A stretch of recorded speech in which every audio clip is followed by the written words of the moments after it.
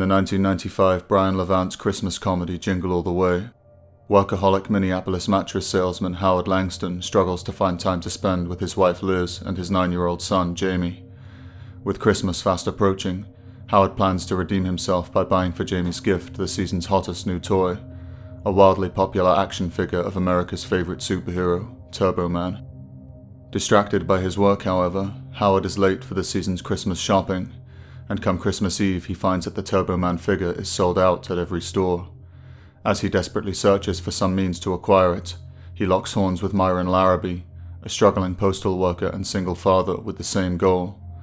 Pitted against one another, they each race to save Christmas for their own family.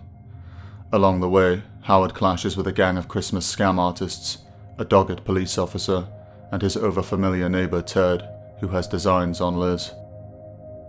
Empty-handed, Howard makes his way to the yearly Christmas parade to keep a promise to Jamie. Backstage, he is mistaken for the actor scheduled to play Turbo Man as part of the season's celebrations, and is dressed in a cutting-edge Turbo Man suit. On a parade float outside, he spots Liz and Jamie in the crowds and, unrecognized by them in his costume, uses the opportunity to give Jamie a special edition Turbo Man figure. Before Howard can reveal his identity to his family, however, Myron, now dressed as Turbo Man's arch-nemesis Dementor, suddenly attacks and attempts to steal the toy. After a long chase, he succeeds, snatching it from Jamie's backpack, but Howard saves the day upon learning to use the powers of the Turbo Man costume. Back in the streets below, a disappointed Jamie confides in him his sadness that his father broke his promise to be at the parade, before Howard removes his mask and reveals himself, and they finally reconcile. Myron is arrested and led away by the police as he laments that he has no gift for his son. Jamie, overhearing, stops them and in a moment of generosity gives Myron his Turbo Man toy, wishing him a Merry Christmas. Touched by Jamie's kindness, a grateful Myron tells him that the gift will make his son happy. Shocked, Howard asks Jamie how he could give away the one thing he wanted for Christmas. Jamie responds that he has no need for the Turbo Man toy, because he has the real Turbo Man at home. An adoring crowd then carries Howard away as a triumphant hero. The story's hidden meaning is hinted at early in the film, where in Howard's first lines of dialogue he addresses a Mr. Jacobs. This seemingly inconsequential reference can only, in light of the story's narrative context, be an allusion to the biblical figure of Jacob and the story of Jacob and Esau. In Jewish tradition, Jacob, the mythic forefather of the Israelites, tricked his brother Esau into giving him his birthright in exchange for a bowl of stew. In Jingle All the Way, this story will be loosely retold in modern America and imbued with a contemporary racial subtext, with Myron, the non-white man, as Jacob, Howard, the white man, as Esau, and the Turbo Man doll as the symbolic representation of Esau's birthright, that is to say, the white man's civilizational birthright and the power, prestige, and authority that it confers. By the end of the story, this inheritance will be passed from the white man to the black man, denoting the transferal of the Western patrimony from its white owners to the racial other. Throughout the film, the social and racial disparity between Howard and Myron is continually emphasized. Howard is white, Myron is black. Howard is wealthy, Myron is poor. Howard's job as a mattress salesman suggests privilege, the mattress evoking comfort, while Myron's civil service role as a postman denotes a life of servility. Accordingly, Howard's middle-class problems are repeatedly juxtaposed against Myron's many serious societal and personal grievances and framed as comparatively trivial. In a revealing early sequence with clear real-world racial connotations, Myron proposes an alliance between himself and Howard. When a bemused Howard declines his offer, the offended Myron highlights Howard's privilege, calling attention to his expensive cashmere coat and suede shoes, before accusing Howard of racial prejudice, remarking, "That's racism, that's what Jesse Jackson talks about." In another sequence, Myron repeats the name Rodney King as he is dogpiled by other Christmas shoppers, referencing the famous police brutality scandal of the 1990s. From the outset, Turbo Man is framed as a symbol of power and prestige. This is most obviously shown by the character's role as a popular superhero in possession of various superpowers. It is further reinforced by the nationwide craze for the Turbo Man doll and the hysterical struggle to acquire it. The red and gold coloring of Turbo Man's suit evokes images of wealth and royalty, while the T symbol emblazoned across his chest resembles a cross, subliminally linking him with Western culture's conception of the divinity. In the film's opening sequence, he rescues the president's son, creating a symbolic association with political authority. This is reiterated in the film's climactic parade sequence when Howard, dressed as Turbo Man, stands atop a parade float designed as a microcosmic diorama of the city as crowds of people cheer Turbo Man's name, showing that the Turbo Man character is an object of adoration and worship. Howard even uses his newfound power to personally handpick Jamie and award him the coveted Turbo Man figure.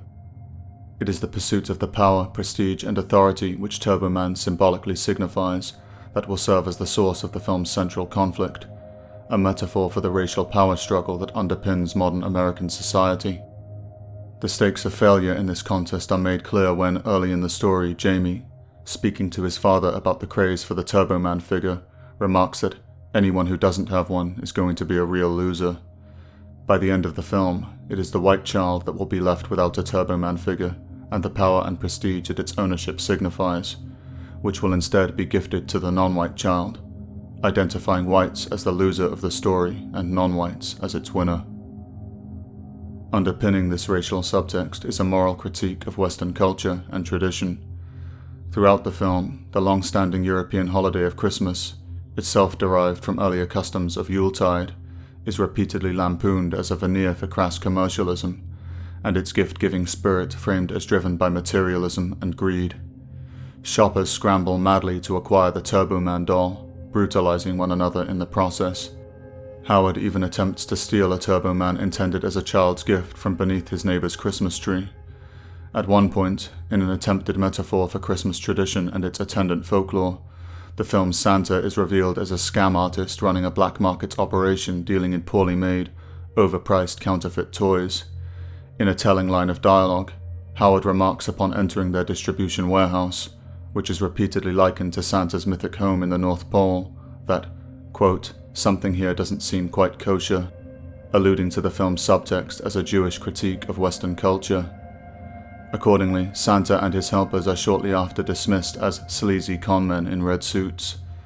As the story develops, this selfish materialism will be contrasted against the spirit of selfless giving that is supposedly embodied by Jamie's final, redemptive handing over of the Turbo Man doll to the story's antagonist. Throughout the film, non-whites are repeatedly depicted as the victims of Christmas and its materialistic excess. This is first made apparent through the aforementioned references to racism, Jesse Jackson, and Rodney King. Later, it is further reinforced through the use of coded visual symbolism and subliminal imagery. When Howard attempts to steal the Turbo Man doll from under his neighbor's Christmas tree, a black-skinned statue of one of the three kings is knocked into the fireplace by a reindeer and set alight. Howard, trying to extinguish the blaze, beats it with a Christmas stocking, finally launching the charred, decapitated black head out of the window and at the feet of a group of gathered Christmas carolers. Later, when Howard is flying over Minneapolis in the Turbo Man suit, he smashes through the window of a black family praying over dinner, destroying their dining room and sending their meal flying off the table. Even inadvertently, the white man's power, it seems, brings misfortune to the non-whites who are subject to it. In one pivotal scene that functions as a microcosm of the film's central themes, Myron recalls his deprived childhood, expressing his resentment towards his father for neglecting to buy him a Johnny 7 OMA toy for Christmas. Contrasting himself with another neighborhood child who was bought the toy and went on to become a billionaire, Myron identifies this failure as the cause of his lack of success in life. Howard then has a vision of Jamie in Myron's place, framing whites as being bound by a paternalistic responsibility to non-whites. This deprivation, we will be told, is the true source of non-white alienation and resentment. After all, Myron's many acts of aggression and violence towards Howard, and his efforts to steal the Turbo Man doll, are motivated only by a desire to provide for his own family and to heal from the trauma inflicted by his childhood want. When he assumes the role of the Dementor character, embodying the part of the villain in the Turbo Man mythos and in the film's narrative, it is only out of this desperate need.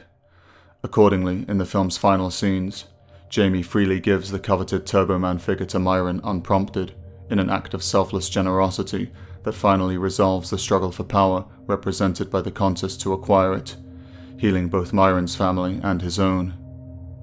This passing of the torch, which fulfills the story's parallels to the tale of Jacob and Esau, serves as both a clear metaphor for the practice of racial reparations and an incitement to white civilizational self-sacrifice, as the symbol of power and prestige is willingly handed to the racial other and his posterity, and the story's winner, out of sympathy, gifts the spoils of victory to its loser. True heroism, we learn, comes not through triumph but through willing defeat, and the empty-handed Howard is carried away by an adoring crowd while his wife and son, now reconciled to him, smile. These climactic moments, moreover, have deeper archetypal connotations, for when Jamie gives Myron the Turbo Man figure, he is also handing it to Dementor. Therefore, he is transferring ownership of the symbol of power and heroism, not just to the racial other, but to the villain. The film's ending thus represents the surrender of the symbol of good to the symbol of evil, in a last-minute inversion of the moral order reflected by traditional mythological tropes. It is often assumed by the uninitiated that subversive themes are primarily found in stories with manifestly destructive content. Throughout the 20th century, conservatives across the Western world criticized Hollywood media primarily for its presentations of violence and sexuality, its open attacks on the family unit, and its glorification of obvious immorality. This myopic focus, however, on the gratuitous and the obscene, left them vulnerable to more insidious forms of cultural programming. To those without a developed sense of racial awareness, Jingle All the Way will likely appear as a wholesome family movie, while it in fact contains deeply subversive racial and moral messaging. This deliberately destructive purpose is even alluded to within the film itself in two sequences that serve as coded meta-commentary on its own function and intent. Firstly, in a scene early in the film where Myron tells Howard that the rich and powerful use subliminal messages to suck your children's minds out. Secondly, when what a police officer dismisses as a harmless Christmas package is revealed to be a bomb that detonates upon opening. The message is clear. The film is itself the gift-wrapped tool of destruction, the seemingly harmless Christmas package. Christmas is an ingrained cultural symbol of selflessness and generosity. The tropes and ethos of modern Christmas fiction were arguably formalized by Charles Dickens' 1843 novella A Christmas Carol, and it did not take long for Hollywood's mythmakers to realize that they could extrapolate these tropes and apply them on a macro level to the sphere of race relations. Western prosperity would be framed as the tainted product of materialism and greed, and generosity towards the racial other as the path to moral and spiritual redemption. This would effectively enable them to turn Christmas and the spirit of giving that it traditionally represents into a vector for Marxist racial wealth redistribution propaganda, with the goal of inducing ethnic Europeans to divest themselves of their civilizational inheritance. In other words, appeals to Christmas generosity would be used to weaponize the altruism of whites against themselves, and persuade them to hand over their patrimony to the racial other in the name of charity. Aided by the Christmas season's associations with divinity and holiness, the culture controllers were even able to lend their insidious political message an air of sanctity. Needless to say, the purveyors of this moral programming do not themselves abide by their own dictates. On the contrary, they pursue wealth and power with single-minded ruthlessness and, once it is acquired, hoard it jealously. Moreover, far from giving freely to the racial other, they have systematized the exploitation of outsiders for their own gain. This highly effective survival strategy they keep as a closely guarded secret, while publicly preaching its total inversion to the white audience over whom they wield cultural power, knowing that an inverted survival strategy is a blueprint for self-destruction. White children are targeted most of all. Their defense is lowered by stories dressed in bright colors and outlandish humor, their unformed minds too naive to comprehend the meticulously contrived messages that nonetheless burrow into the subconscious to reshape their instincts and their understanding of right and wrong.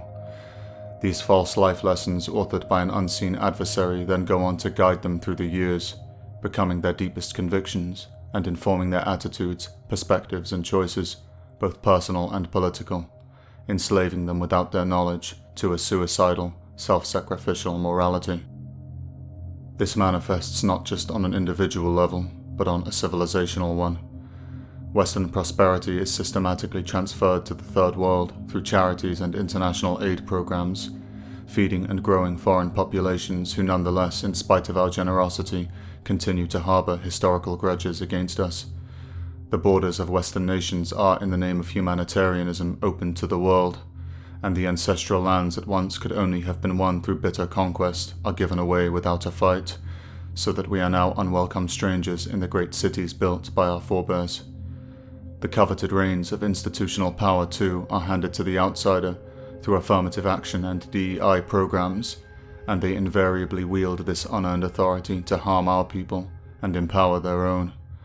Our kind, raised to value selflessness and generosity, are forced to compete in every sphere against those who view such qualities as weaknesses to be exploited.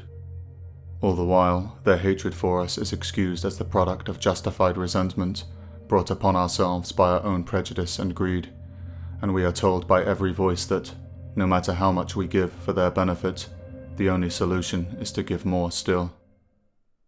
What insight, then, could a seemingly insignificant comedy film like Jingle All the Way provide into this crisis?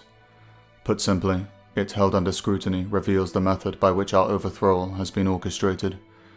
Through exploiting our human empathy and our desire for virtue, a false ideal of moral righteousness has been set before us, and used as a bait-and-switch to dupe us into relinquishing our tangible, material good in exchange for a worthless abstraction of the moral good.